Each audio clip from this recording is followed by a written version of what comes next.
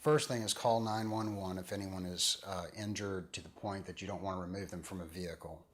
An ambulance will come and take you to the hospital for primary care. The second thing you want to do is to make absolutely no statements to an insurance company. They'll put their best agents on the most severe crashes to attempt to get you to give a recorded statement asking you all kinds of questions that a defense lawyer and an insurance company has advised them to ask. Later, as your treatment continues and your injuries become more obvious and problematic, they're going to use that recorded statement in a court of law to try to show or try to infer that you're lying about any injuries that you didn't mention in the first statement. So you do not want to give a statement to an insurance company. The next thing is that you want to get photographs of all the vehicles involved. Oftentimes the photographs of severe crashes are not taken by an insurance company or retained by an insurance company, and the vehicles disappear very quickly and they're sent off to the salvage yard. After that, you need to contact a personal injury attorney who handles personal injury cases. It's an area of law that has very specific things regarding the medical treatment and the way in which to handle the case to maximize the recovery that you could get in a court of law in the event that it has to go that far. That attorney can also typically provide you with a list of medical doctors for aftercare treatment who specialize in injuries related to car accidents.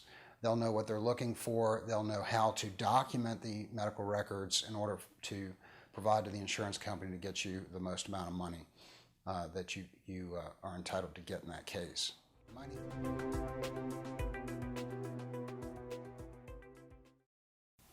After having left the hospital, to make sure you don't have any life-threatening injuries at that particular time, you're going to go and see a person, a doctor, a medical doctor who's trained on looking for and caring for injuries related to motor vehicle traumas.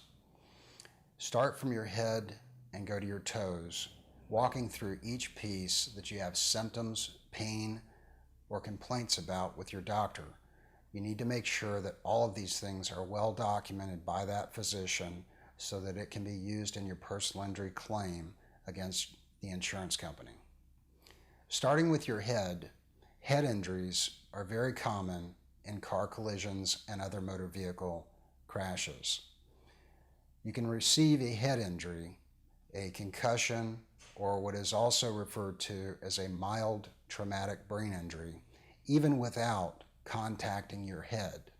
The acceleration-deceleration forces are sufficient and have been documented by biomechanical engineers and neurologists to cause concussions and mild traumatic brain injuries.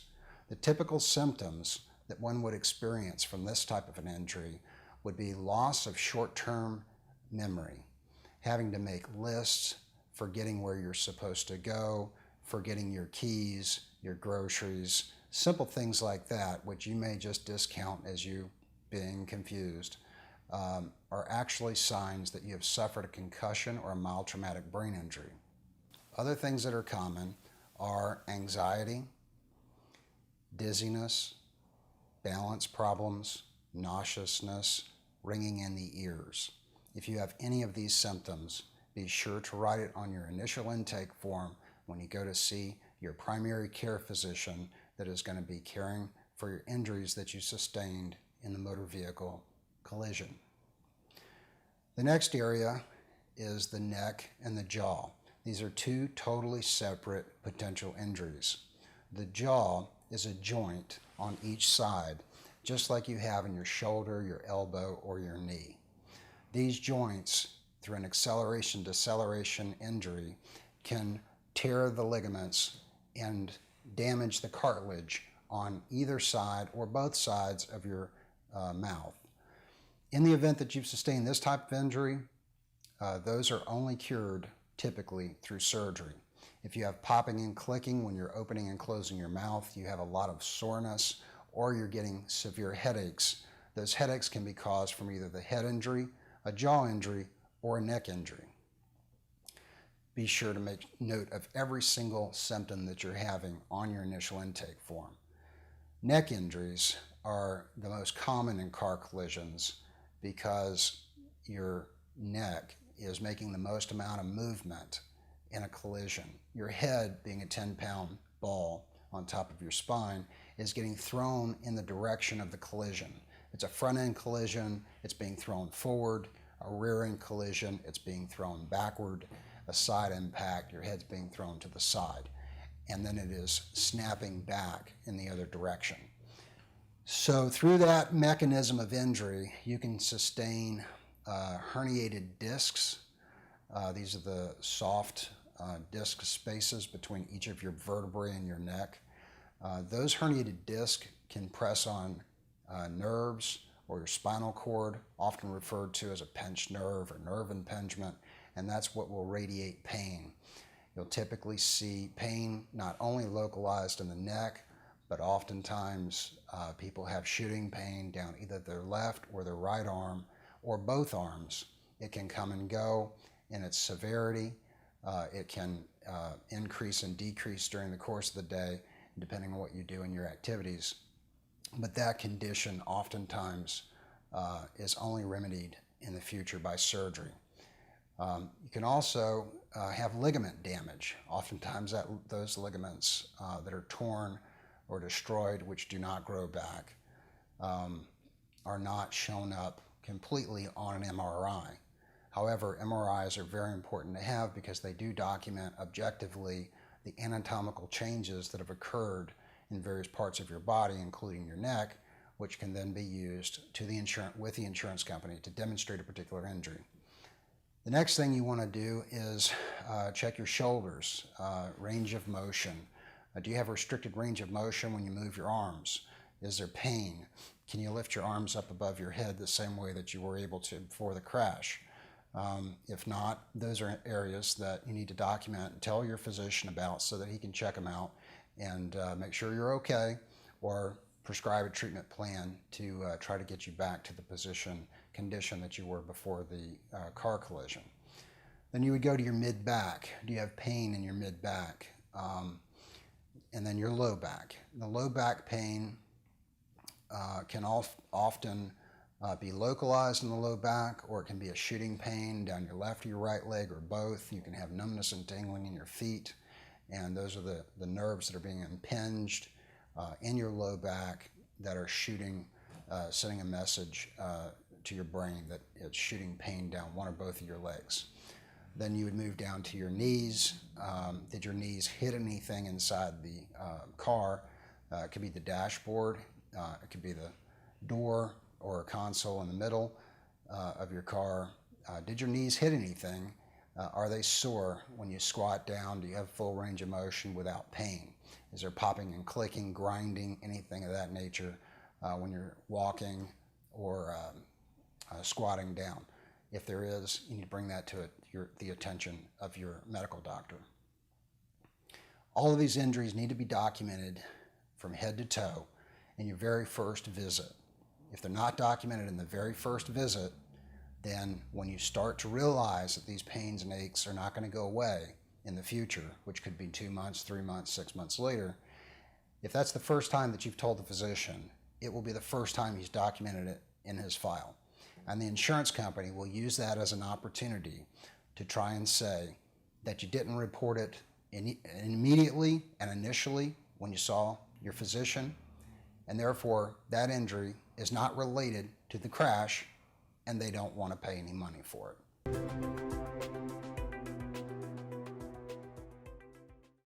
After an impact, especially a severe one, the cars are taken away quickly to a tow yard. From that point, if they're totaled, they're taken to a salvage yard. The insurance company usually does not keep photographs of those vehicles that are involved in severe impacts for a very specific reason. They don't want you to have pictures of those cars to show to a jury if this case were ever to go to trial. They don't want you to have the evidence and the proof of how bad the collision was, because it only works to their disadvantage in not wanting to pay you the full amount of money that you deserve. You need to take photographs of the vehicle after an impact. If you're incapacitated, a family member or a friend can take those pictures. They can even find out from the driver's information exchange, which is the document that's given to you at the time of the crash, where the vehicles were taken. Your family members can go to those tow yards and take pictures of the vehicles before they're taken away. Those pictures can be critical in the future to prosecute your case for the injuries you sustained.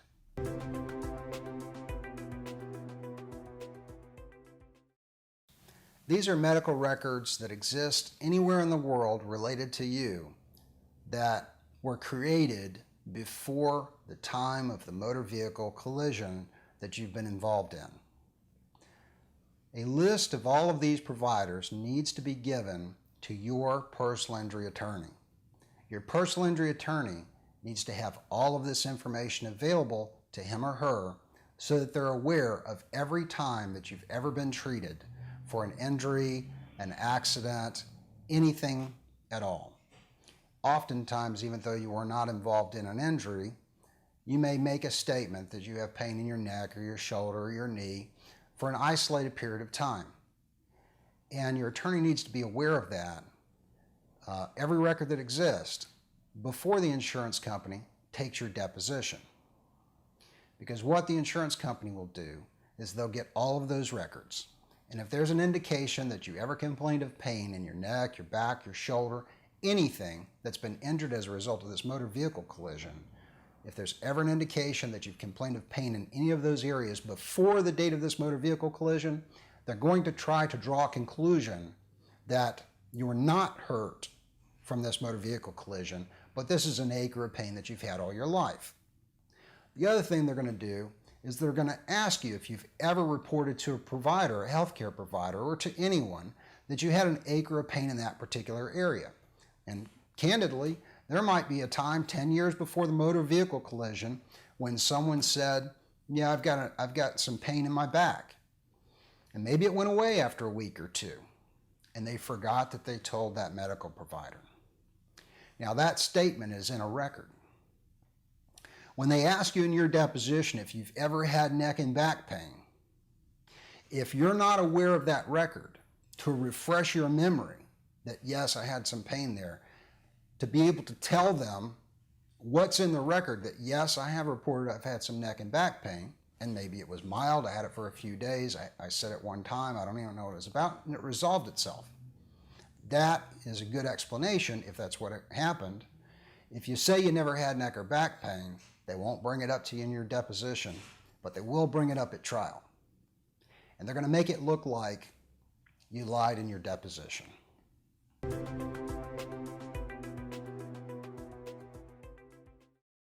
I want to give you an overview of the process that's involved in pursuing a personal injury claim. First of all, you're involved in the crash. It totally disrupts your life. You probably miss some days from work. You go to the hospital. When you are released from the hospital, you then go to a primary care treater, a doctor who specializes in injuries that people sustain from motor vehicle traumas. Now you're continuing to treat, you're going to the doctor, and they're providing you with various modalities, physical therapy, massage, maybe some pain medication to get you over the initial hump of the pain. And as you go along, your attorney is going to find out whether the other side has any insurance. If they have any insurance, how much? If they were given a traffic citation, are they going to accept responsibility? Is their insurance company going to accept responsibility, or are they going to challenge the ticket?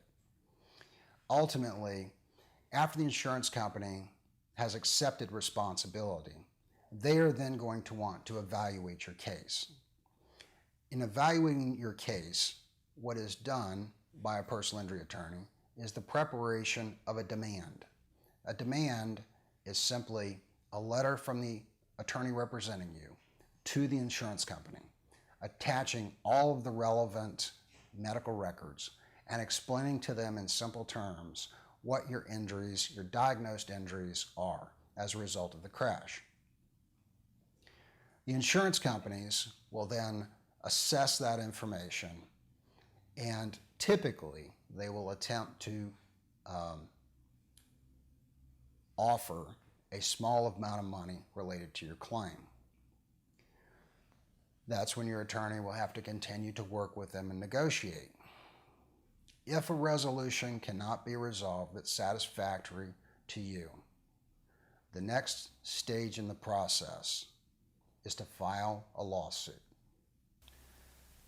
If a lawsuit has to be filed in your case because the amount being offered by the insurance company is not fair, the lawsuit is filed and served on the party that was at fault. You will then go through a process between the filing of the lawsuit and the trial of the case, which will go in the following order. A lawsuit's filed and served on the party that's at fault. That party will then give the lawsuit to their insurance company, who will appoint an attorney for them to defend. The insurance company is really defending their own pot of money, the insurance policy that they sold to the person who is now at fault. And so it will be an attorney that is friendly with that insurance company. His job is to try and build a defense against your case to minimize the value of that case if the case were ever to go to trial. The stronger your case is as you walk through the process, as your attorney represents you through the process, the higher the chance is that the insurance company will eventually pay a fair value for your case. The next thing that's going to occur is that attorney for the defense is going to file an answer where they'll typically admit certain things and deny certain things. Sometimes they don't even admit that they're at fault, even if their client got a ticket, because the ticket does not come into evidence in a personal injury trial. The jury is left to decide who is liable, who was at fault. If they're not found to be at fault, they don't have to pay any money. Another defense that's often used is to try to prosecute you. They will get every medical record that exists in the world related to you. They will have nurses and lawyers and paralegals go through all of those documents.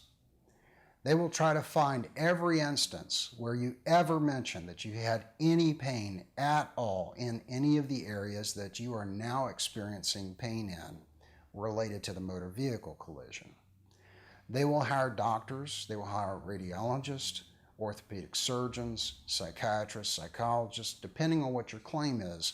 They will hire every doctor and expert that they can to defend and contest everything that you're saying.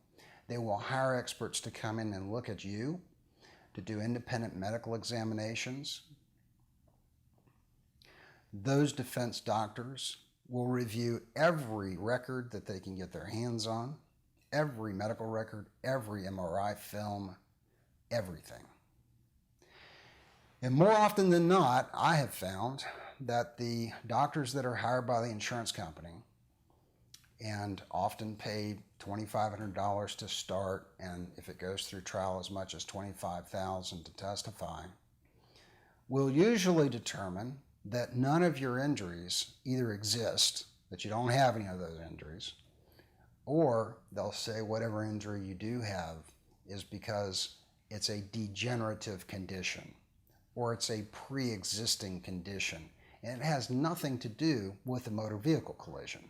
My name is Dennis Hernandez. I'm a personal injury attorney with offices in Tampa and Sarasota. If you've been involved in a motor vehicle accident and you have injuries, call me.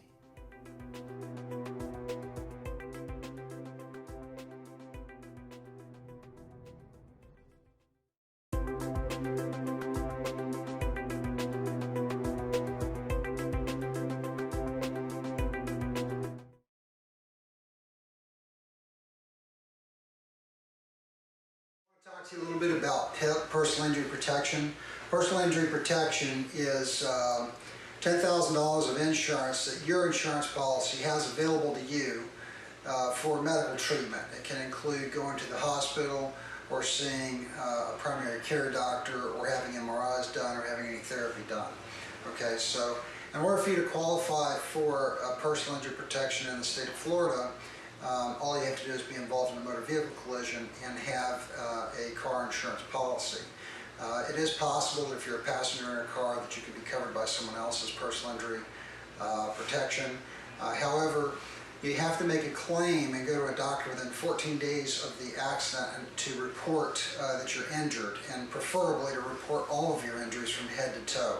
So if you don't make that report to the doctor within 14 days, your auto insurance company can deny making payments under your personal injury protection $10,000 of insurance. In addition to your medical coverage under the $10,000, you're also entitled to lost wages that resulted from the motor vehicle collision that you were involved in, and that comes out of the $10,000. So you have a total of a $10,000 pocketbook of money to cover you for lost wages and medical treatment. Now, even if you don't get, you don't report injuries within that 14-day period of time, and even if your insurance company denies your coverage under that personal injury protection portion of your policy, you're still entitled to make a claim for injuries that you sustain in a motor vehicle collision and recover against the other party who's at fault, against their insurance company. And that can cover all of your medical costs, your future medical costs, your lost wages, and any pain and suffering, inconvenience, emotional distress that you suffer as a result of a motor vehicle collision. And when we're talking about motor vehicle collisions, we're talking about if you're in a car that's hit, or if you're a pedestrian hit by a car, or if you're on a motorcycle hit by a car, or if you're on a bicycle hit by a car, you can make a claim against the person who has auto insurance, or a truck, or commercial motor vehicle, or if they're on a motorcycle and hit you and they have insurance, bodily injury insurance, and you can make claims against all those policies. However, for personal injury protection purposes, that first $10,000 of medical insurance coverage, you have to make a claim within 14 days of the date of the collision, so it's very important for you to do that. And so that's a brief explanation of personal injury protection. It's available regardless of fault. So even if the other party says they're not at fault and that you were at fault, you're still covered for that $10,000 of personal injury protection. Whether you were at fault or not at fault, that first $10,000 of medical insurance covers you for any treatment that you need. So that's just a little overview of personal injury protection in the state of Florida.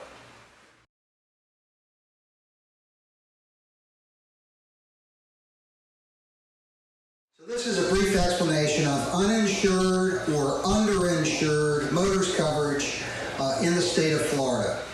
Every state has a little bit different procedures and laws that deal with this, but in particular, in the state of Florida, underinsured or uninsured motorist is basically the same insurance coverage that you purchase on your insurance policy for coverage of you or one of your passengers in a vehicle when you're involved in a collision that is someone else's fault, and either they have no insurance or they have very little insurance in comparison to the injuries that you sustain.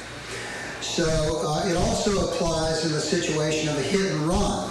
If a person runs into you and they take off, and then the police department's not able to find that person, which more likely they are not going to be able to find them unless there was a death, a significant bodily injury. The police department is not going to, typically law enforcement is not going to spend the time or effort to chase someone down in a what they perceive to be not a very significant motor vehicle collision. However, just because the police department doesn't find that person doesn't mean that you haven't been injured, because a lot of people are injured very severely.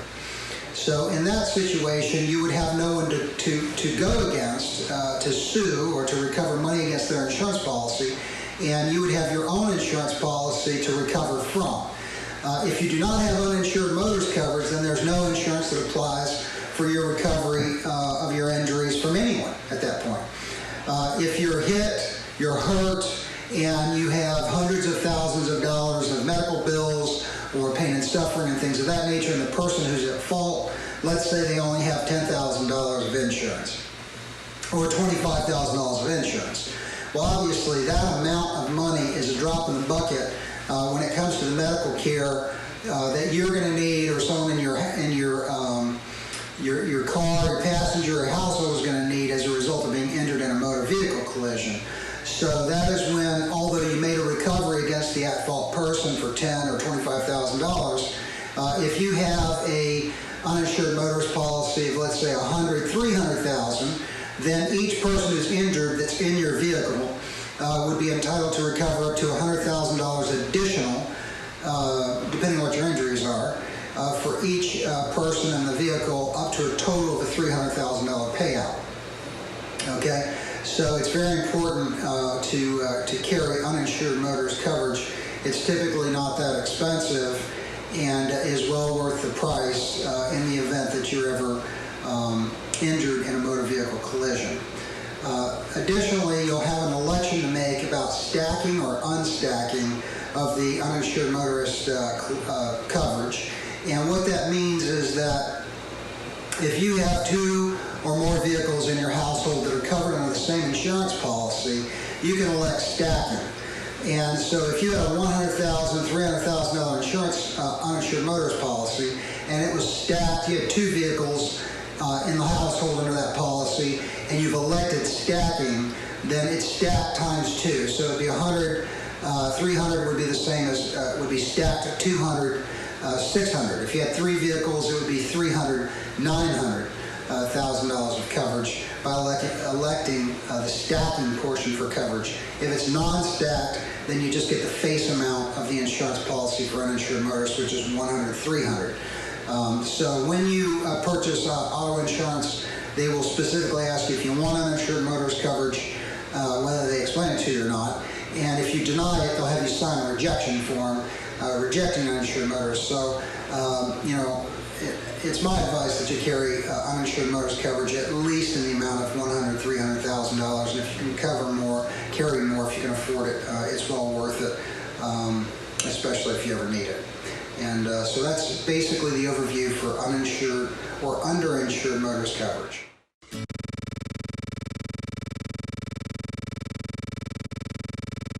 I want to talk to you briefly about mechanisms of injury in an automobile collision. And mechanisms of injury is simply the mechanism by which biomechanically an injury could occur to a person.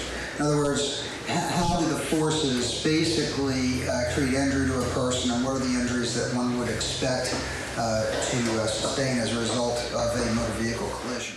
All right, so although a whole bunch of injuries could occur to a person involved in a collision, I'm going to walk you through some of the things that you can expect or be looking for injuries that sustain when you're involved in a collision, okay? The first is, if I'm a driver and I'm involved, I'm sitting here in the car, and I'm involved in a front-end collision. Let's say I'm involved in a front-end collision, okay? Typically, I'm going to have both hands on the steering wheel. Although it happens so quick, it's possible I may only have one, but oftentimes people will brace right before impact if they have any time to respond at all. And you only have, you know, a split second to make that decision, and maybe a second to put your body into motion to brace for a collision that's unavoidable. At the time, you're also going to have your foot on the brake, if you can get your foot over there fast enough to get it on the brake. And at the time of impact, obviously your body's going forward. Now you have a seatbelt on, that's true, and it can brace you from going forward too far. But there are situations where it does happen quickly enough and the belt doesn't grab, you can hit your head on the steering wheel. You can also have problems with your wrist injuries. If the airbag is deployed, and typically it'll be deployed in the front end impact, but depending if it's offset by a little bit, or an underride where the car goes under the vehicle in front of it, or an override where it goes over the top, like if it's a smaller vehicle and you're going over the top, sometimes the airbag doesn't fire. So if the airbag fires, it comes out typically in 2 stages at 200 miles an hour. It's a double burn on the airbag, and it's going to hit you right in the face, which can knock you out, obviously. So you might sustain a head injury that way. You might also sustain a head injury by your head hitting the steering wheel. It's possible that you can come up out of your seat, depending upon if your car dives forward and goes underneath. Your head can come up and hit the bar across the top of the vehicle, and then throw you back in your seat. If you're stopped before your head goes to the ceiling, okay, the seat belt still is pulling on your shoulders, and it's very common to have shoulder injuries. Of course, your neck is sustaining maybe 3 gravitational forces greater than the rest of your body is sustaining, because the head, when it's flying forward, is creating more G-forces on your neck, which increase the probability of an injury to your neck. Also, you have joints on each side of your jaw called the temporomandibular joints, and in the event of a high-speed impact, you can easily tear one or both of those joints in your jaw, which later may necessitate surgery to reduce pain. So if you have a head injury, a head impact, and you don't have to hit your head actually to have traumatic brain injury. It's well documented that the forces of acceleration and deceleration are sufficient in an automobile collision to create a concussion, severe concussion, which is also referred to as a mild traumatic brain injury, without hitting your head. However, if you do hit your head, then the probabilities of a brain injury are increased dramatically. And some of the symptoms from a head injury are nauseousness and vomiting, dizziness, ringing in the ears, blurry vision, loss of consciousness, even if it's for a brief period of time. You know, that period of time where you say, I remember seeing the car, I don't remember what happened until I looked over to my side and somebody was talking to me through my window, something like that. So that loss of consciousness is one of the things that can occur as a result of a head injury. After the initial impact and injury, as you start progressing through your treatment, be aware of the fact that some of the symptoms of a head injury that you want to be looking for are, do you have any loss of short-term memory? Are you forgetting things? You forget your keys, you forget the coffee pot's on, you forget the stove that's on, you're burning your food. You go to the grocery store, you forget what you're supposed to get. You're driving down the road and you don't remember where you're going, when you didn't have any of those problems before the impact. So those are things that are short-term memory loss issues. Anxiety about being on the road, fearful of getting hit again, just increased general anxiety throughout your life, and the stress that's involved from a motor vehicle collision, but not being able to cope with that anxiety. Post-traumatic stress disorder. It's the same type of stress disorder that soldiers get when they are in war time and they're in combat, and that their lives are put in jeopardy. They receive post-traumatic stress disorder. It's the same thing that occurs to a human through any traumatic event, any stressful traumatic event. And one of them is clearly the trauma that's associated with a motor vehicle collision. So post-traumatic stress disorder. All those things are things that you need to be looking for and reporting to your doctor in the event that you have any of those issues.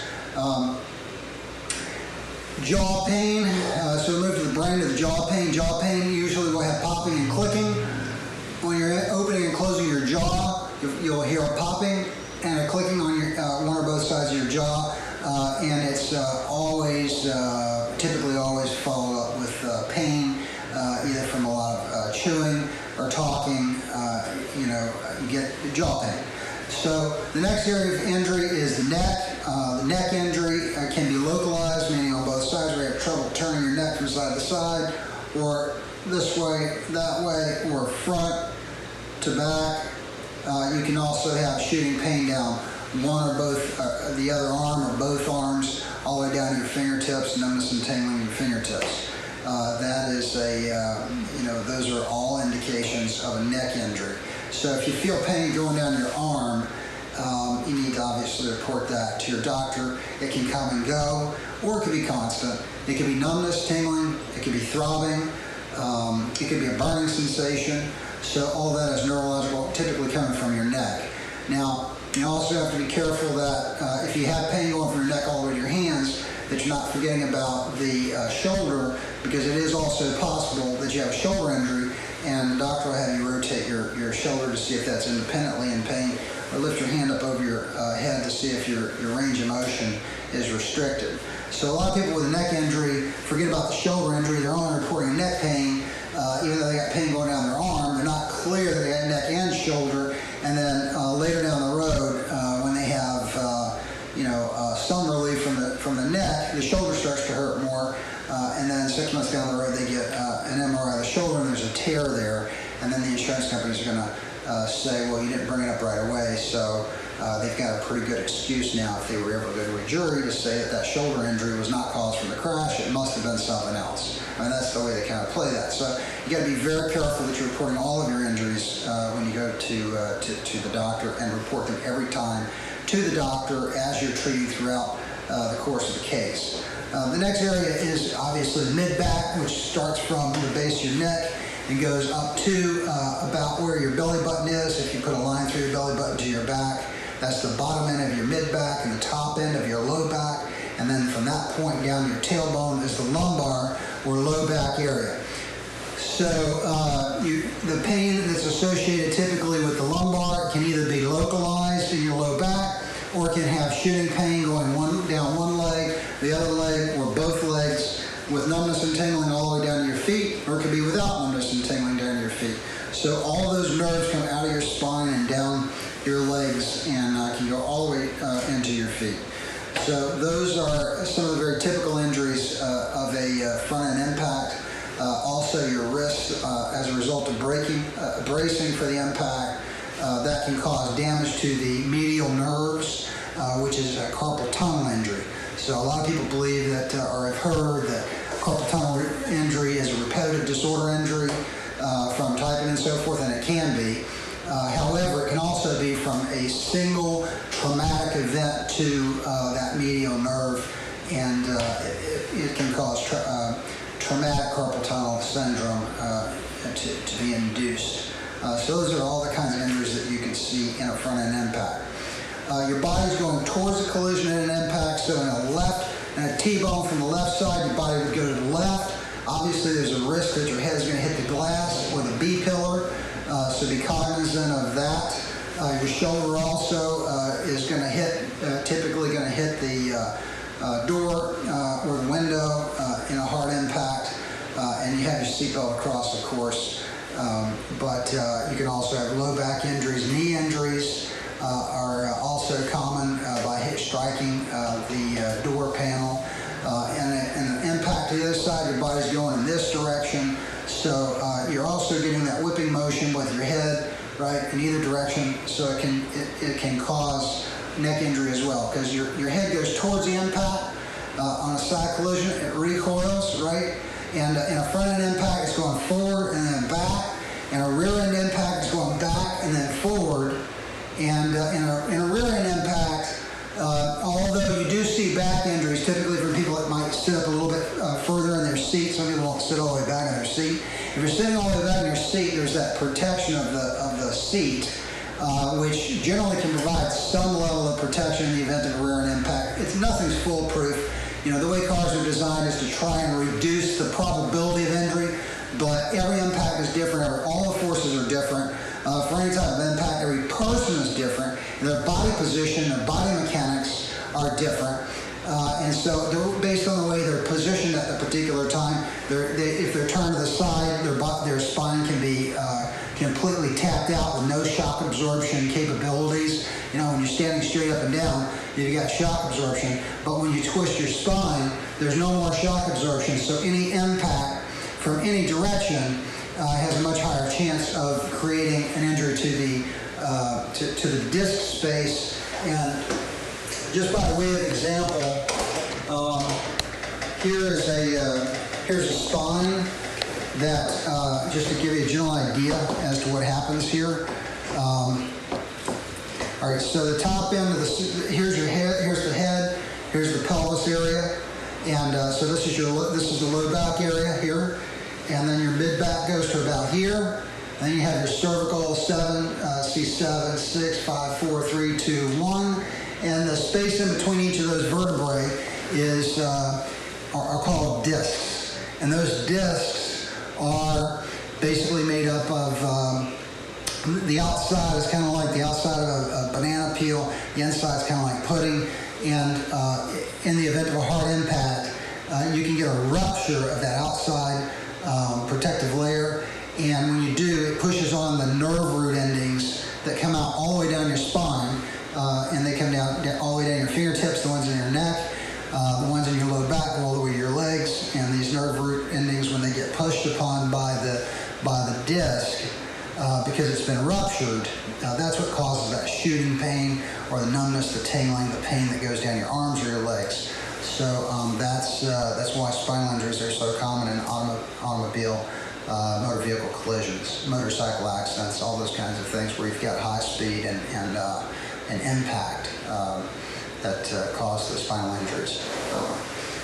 So those are basically some of the general mechanisms of injury that cause the injuries that we see very commonly in collisions with motor vehicles.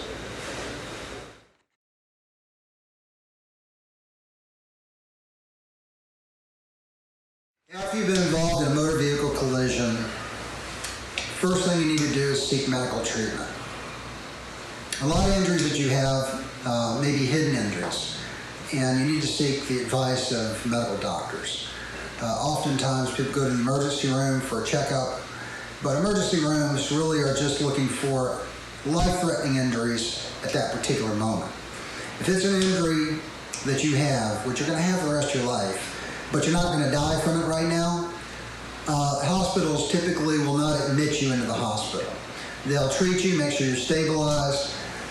They won't even admit you to the hospital or discharge you from the emergency room, and they usually send you home with the advice to follow up with an aftercare physician.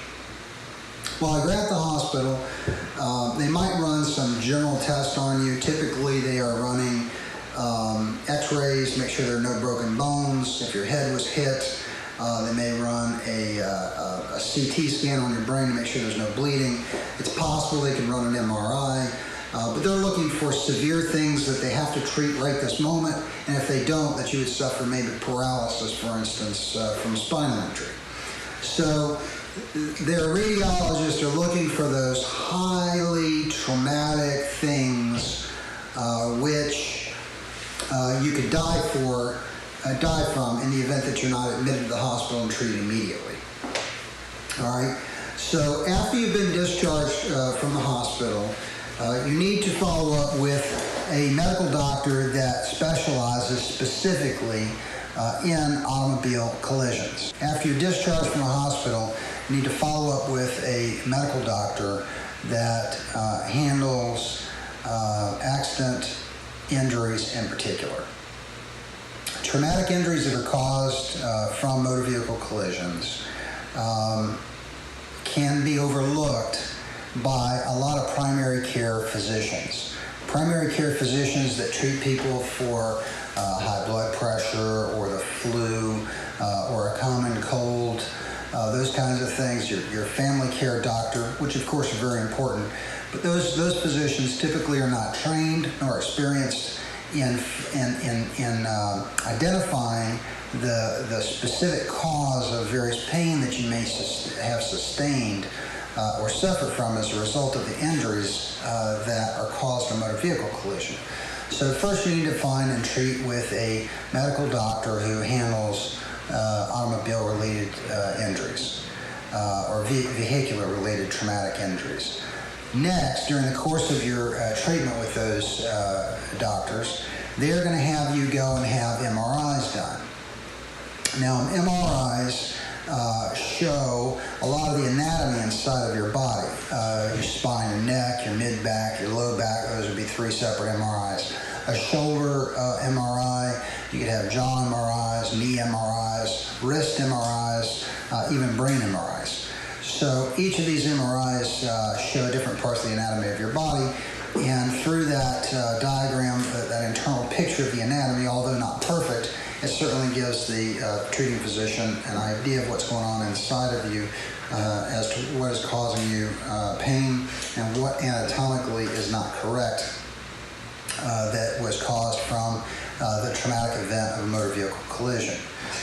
After that, the primary treating doctor has basically, they can't do any more for you other than palliative care, which only means to make you feel a little bit better, which typically is giving you some pain medication, massage therapy, physical therapy, maybe some electrical stimulation to reduce the muscle spasms, hot pack, cold pack. Those are just to make you feel a little bit better. They're not going to cure or fix any anatomically defective piece of your body. So if you have tears in your discs in your neck, or protrusions in your neck, or tears in your shoulders, your knees, or if your head has some axonal shearing, the white matter has been sheared on your brain as a result of the impact, those things are not going to be cured or assisted or affected through the types of treatment that your primary auto-related doctor is treating you for. So then you're gonna have to go and see orthopedic and neurosurgeons to determine whether or not your injuries are such that it would necessitate any type of a surgery. Okay, whether you have the surgery or not at that particular time, these surgeons are going to look at you to determine whether or not you're a candidate for having surgery in the future as a result of your injuries. Now, in the event that you are a candidate for having surgery, obviously you want to have that documented so that you can properly be compensated by the insurance company for your injury. Because even though you may not have the surgery today or tomorrow or next year, the probability of you needing that surgery during the course of your lifetime is pretty high, because people don't get better with age, they get worse with age. And as we get older, we through normal wear and tear, we start to break down. And after we've been injured in a particular area of our body, that injured area typically wears down even faster than any other area of your body. So we want to document those injuries. Now, a lot of surgeons are spine surgeons, or they are joint surgeons. You might have an orthopedic surgeon that just does shoulders, knees, and maybe wrist. You have another surgeon, either an orthopedic surgeon or a neurosurgeon that does the spine. Then for most head injuries, if they are mild traumatic brain injuries or severe concussions, those things are best documented typically by a psychiatrist, and sometimes working in concert with a psychologist to document the types of symptoms that occur as a result of someone who has sustained a head injury. You know, kind of like the head injuries that you see in sports, you know, like in the NFL and those types of head-to-head collisions, even with helmets on. It's been well documented that many of those NFL players have sustained traumatic brain injuries. And so when people talk about brain injury, sometimes people think of, you know, someone in a nursing home that's a vegetable. We're not talking about that level, although that's possible that someone's injured to that point. But we're talking more commonly about head injuries where a person still is able to walk, talk, and function. And if you didn't know that person extremely well, or watch them very carefully and frequently, you might not even realize they have a head injury. However, nonetheless, they do suffer from severe problems as a result of head impact that they had during the course of a motor vehicle collision. So all those things need to be documented during the course of your treatment until the resolution of your case. If there's a gap in treatment, meaning that you don't go to the doctor for 2, 3, 4 months at a time, that can very often negatively affect the way in which an insurance company perceives the value of your case, because they're going to argue to a jury later, if you ever went to trial, that if you were hurt, you'd go to the doctor. And you didn't go to the doctor for 2 or 3 months. You had large gaps of treatment. And they're going to make that kind of argument, even though some of the treatment after a few months go by, I mean, a lot of that treatment is not going to make you any better. So, and I realize that people have jobs and people have families and people have things to do, and there's a certain point where they're not getting the benefit from treatment because they just have to live with the pain, or they have to go forward with surgery. and they may not even have the funds to move forward with the surgery or have the time off for that kind of additional traumatic event of their life. So they stop going to the doctor. But nevertheless, it's not good for your case because the insurance company will argue that to the jury that you're not really severely hurt, because if you were, you would have been going to the doctor a lot more frequently. Additionally, you have to follow up with the MRIs to have objective diagnostic studies, and you really need to go and see specialists, the surgeons related to the particular areas of your body that have been injured. We talked about the jaw. If you have a jaw injury, you need to see a maxillofacial surgeon to inspect your jaw to see whether or not you have a TMJ injury that may only be able to be remedied or have the pain reduced through TMJ surgery. So that's basically what you need to know about, in a general nutshell form, about your treatment during the course of a personal injury case. If you've been involved in a motor vehicle accident and you have injuries, call me.